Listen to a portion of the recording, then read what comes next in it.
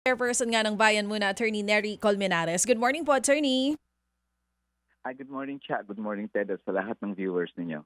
O kahapon nga po sa nangyaring oral arguments dyan sa Supreme Court, tungkol pa rin po sa paglipat ng pondo na 89.9 billion pesos ng PhilHealth papunta sa National Treasury. Pwede po ba namin malaman alin doon or ano doon yung mga points, main points ng discussion sa nangyari pong oral argument kahapon?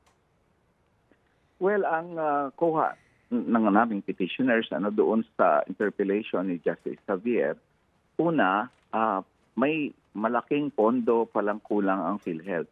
In fact, based sa report ng COA, meron silang 800 billion plus na liabilities na hindi nila kayang bayaran. No? So at syempre, bakit kayo nagbigay ng pondo sa unprogrammed fund? Kulang pala kayo ng pondo. Yung second, yung binigay na pondo sa unprogrammed fund, para pala yun sa mga kung ano-anong kalsada, mga kung ano-anong proyekto na paborito ng mga kongresista at senador, hindi naman yun ang direct na makabenefit sa mamamayan. Kaya yun yung second point na in-issue. Kaya parang bakit kayo naglaan ng pondo, inilipat niyo ang pondo para sa isang tulay, isang kalsada, at yung tulay, napondohan na pala yun ng loan sa Korea. So bakit pa yun naglagay ng pondo doon? Ganon yung mga tanong, no? Siyempre, ang sinagot dyan ng Solgen sa puntong yan, sabi niya, kasama naman dyan yung health workers benefit. Gusto ko lang ilinaw, Ted, no, Chat? Palagi nilang pinasangkalan yung health workers benefits na yan, allowance daw, nung COVID pa. Ang nabigay nila noong 2024 is 2.3 billion sa health workers. Pero yung kanilang sagip, infrastructure nila, 52 billion.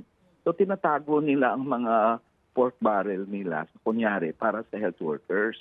Pangalawa, para sa health workers pala yan eh. Bakit hindi yun nilagay sa program fund? Bakit yun nilagay sa unprogram?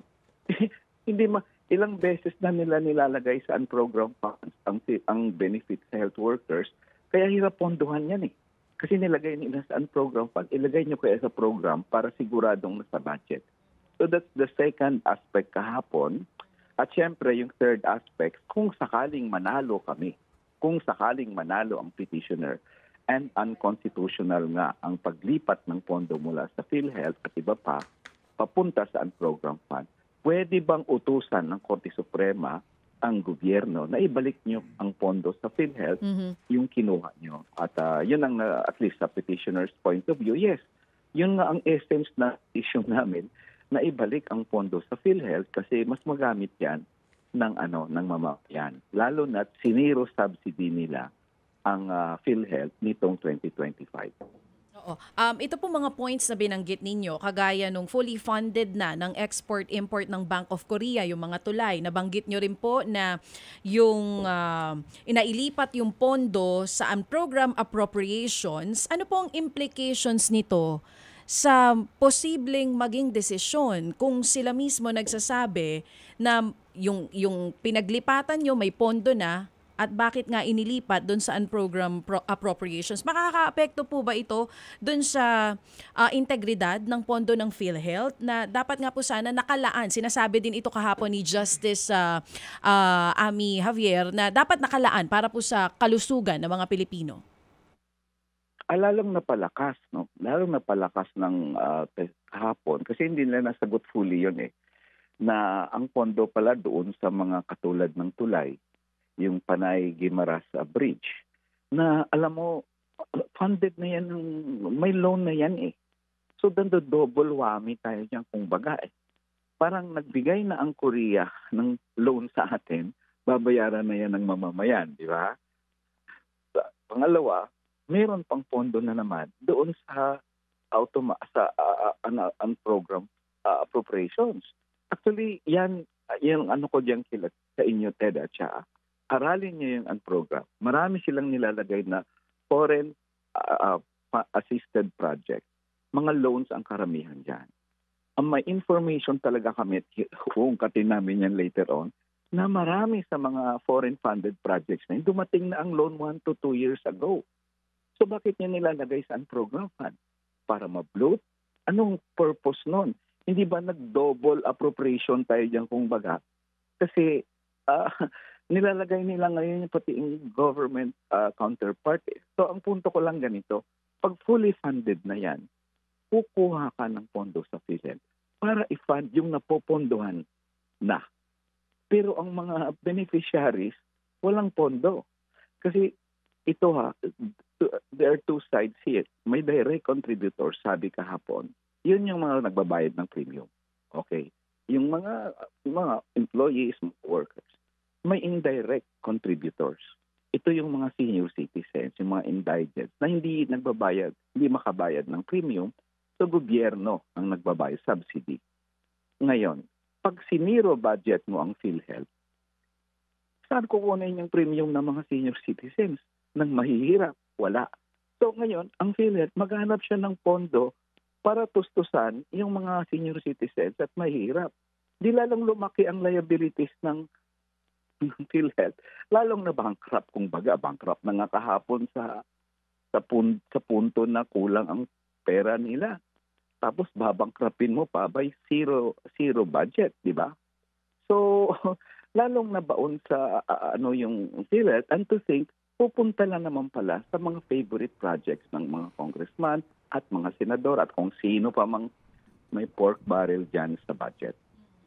Yung petisyon ninyo, Kong Neri, nasakop ba nito yung subsidiya galing sa Syntax at yung subsidiya galing sa PAGCOR and PCSO? Yes. Siyempre kasama ang lahat ng pondo ng PhilHealth. Kasi ang sabi sa petition, lalo na yung Pimentel petition at yung Isang Bayan petition, lahat ito may approve. Kaya ang tanong kahapon, can you amend? Can the amend a law on, say, PhilHealth, Syntax, etc.? At ang sagot, yes. Kasi nung kumingled kasi pwede, parang yun ang lumabas kahapon. Galing sa Syntax, ilagay sa isang common fund. Galing sa Kongreso, sa GAA, ilagay sa isang common fund. Galing sa premium, ilagay sa isang common fund, yung bayad nyo, etc. Lahat ng income. Pag na yan, common fund na yan, pag kinunan mo yan, nakukunan mo na rin yung mga iba pang mga pondo, katulad ng galing sa Syntax. So, bawal yan kasi nakalagay talaga sa Syntax para lang ito sa health, sa PhilHealth. So, bakit mo kinuha at ilaan doon sa mga kung ano-anong mga proyektong naisip nyo. So, yes, kasama yan, Ted. Okay, oo nga. Kasi nga din, hindi mo naman na siguro, hindi mo na kinakailangan maging isang matalinong tao, di ba? Para mapagtanto yung sinasabi ni Justice kahapon, no? Na Yes. hindi ba ang binanggit ni Justice di ba specific special purpose ang perang yan, 'di ba? Yung sinasabi niya sa taga PhilHealth, 'di ba? Oo, ang sabi po ni Justice kung tama itong aking quote kahapon nung ako'y nakikinig dito sa part ng inyong oral argument, no? Ang binanggit ni sandali lang. Ako lang nalilito dito. Justice Kagiwa. Justice Kagiwa also asked that question. And Justice Javier din also. Okay. Di ba special account yun? Kung special account, ibig sabihin, nakalaan lang yan for a specific purpose. Sabi niya, the money should not be diverted for other purpose. The law provides for a special purpose and the source of fund is for special purpose. Yun ang sinasabi niya, no? Okay, so yun, kumbaga kahapon, hindi naman siya na-rebut ni Solgen, di ba? Hindi Hindi nila na-rebut yan. Ang sinasabi palagi ng Solgen, i-wisdom yan ng Kongreso kung saan, di ba? Parang, wag na tayong, gusto niyang sabihin, walang jurisdiction ng court yan. It's a political question. Para lang ma-oust ang Korte Suprema na parang wag niyang pakialaman yan. Kasi wisdom lang naman yan, di ba? Kung nakalaan yan sa isang purpose, tingin ng Kongreso, mas maganda pag ditong purpose, that's their wisdom. Kami naman sa petitioners, of course, you can only exercise your wisdom pag hindi labag sa konstitusyon. Oo. Pero pag labag sa batas o sa konstitusyon, walang wisdom yon. Oo nga kasi hindi natin matatawaran ang kapangyarihan, no, ng Kongreso, no. Oo, para sa appropriations, no. Yun ay inherent nilang poder yan ayon sa Correct. ating saligang batas. Pero maaari mong himasok ang katas-tasang hukuman kapag umaabuso ka noon sa poder na Yes. iyon at hindi mo na sinusunod mismo, no, yung mga batas na dapat sundin dito nga sa alutaga, no, pagbibigay ng pondo sa mga specific na dapat paglaanan ng pondo. Klaro naman 'yon, ano, Congressman Neri. Yes. Oo. Yes. Okay, sige. So Yes, klaro yun. Very clear. And grave abuse of discretion. Kaya halos wala ng political question, Ted. May political question para sa ano lang. It's a legal term na pag political question yan, wisdom yan ng presidente o ng kongreso, hindi pakialaman ng korte. Dati-rati malawak yan. Maraming mga declare ng martial law. Ano yan wisdom ng presidente, hindi kami nakialam. Pero ngayon, with the 1987 Constitution, expanded jurisdiction, pag may grave abuse of discretion, kahit sino pa man, pwedeng manghimasok ang Korte Suprema para i-correct yung pag-abuso sa discretion o sa desisyon. Okay, klaro. Sige. So, Kong Neri, kailan ang next oral argument at yun na ba yung last, yung next schedule? Yes, well, ang next argument is March 4. Parang narinig ko kanina kay Cha, March 5. Di ko na tanongin namin ng Korte Suprema. Pero normally Tuesday yan sila Kasi may en banc sila sa umaga, may oral argument sa hapon. So baka March 4 siguro, the same time pa rin. Oo. Di ba sa Baguio na to? Hindi pa sa Baguio. Hindi pa. Okay. Ang Baguio namin na oral argument, yung petisyon ng bayan muna with Coco Pimentel, on Maharlika na. Okay. Pero same issue siya, Ted. Ang bicameral committee na naman yung nakikialam sa budget na pinasa ng So, the same issue yung halos yan. Ito bang next oral argument, ano ba ang ngayong karanasan dyan sa ganyang uri ng mga aktibidad, no, sa Supreme Court para sa pagdinig sa isang importanteng issue? Usually ba meron lang nakatoka na maestrado o meron ding kumbaga meron lamang mga talagang sinasabi na ito ang mga maestrado na magtatanong sa inyo? Ay, tingin ko, Ted, walang ganon. Walang hatian. The Chief Justice has the freedom to choose his or her own subject. So, hindi yan normally naka-allocate. Ngayon, pag justice ka, may tanong ka dyan, tapos natanong na previously, kung hindi ka satisfied sa sagot ng kung sino man, ay ulitin mo ang tanong. So, walang ganon. So, pwedeng ulitin. At in fact, ang PhilHealth, marami pang tanong dyan. And of course, ang dulo kasi nito, Ted, yung PhilHealth is just a result. Yung dulo nito is, bakit nagkaroon ng issue ang PhilHealth? Kasi may pinasok ang BICAM na item sa program fund. Kasi nagpasok ang BICAM ng 479 billion pesos na items na wala sa budget. Kalahating trilyon yan, Ted. Yan ang punot dulo ng lahat.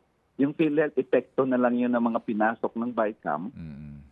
So in the end, isa rin yun siguro sa pag-uusapan ng Korte Suprema.